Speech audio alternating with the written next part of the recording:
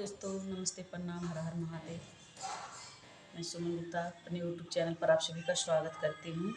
आप सभी के बीच में एक बहुत ही प्यारा बेटी विवाह गीत लाई हूँ। सभी बहन सुनिएगा फुल वॉच करके, और अच्छा लगेगा तो कमेंट बॉक्स में ज़रूर बताइएगा। वीडियो को आगे बढ़ाइएगा, शेयर कीजिएगा, लाइक सब्सक्राइब करिएगा।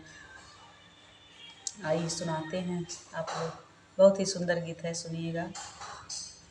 जब मोरे बेटी के भैले बियाहवायर से नूरा पड़ल भरे मंगरे ललनावा।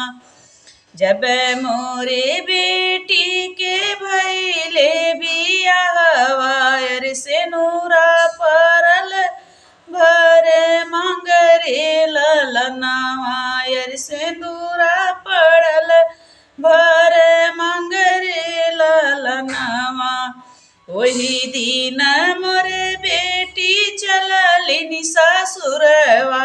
वही दिन मोर बेटी चललिनी ससुरवा। यार बेटी के मनवा मालिन रे ललनवा। यार बेटी के मनवा मालिन रे ललनवा। बेटी माई फेकरी रोए बाबा समझावे। माई फेकरी रोए बाबा समझावे। अरे सुना धना यार जय हमार रे ललनवा। अरे सुना धना यार जय हमार रे ललनवा।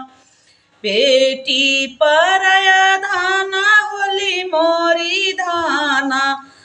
बेटी पराई धाना होली मोरी धाना।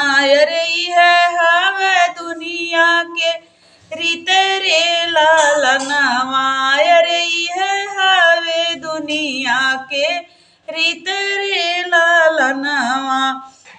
कवने करज स्वामी बेटी विदा करी। अरे फाटेला करजवा हमार रे ललनवा। अरे फाटेला करजवा हमार रे ललनवा।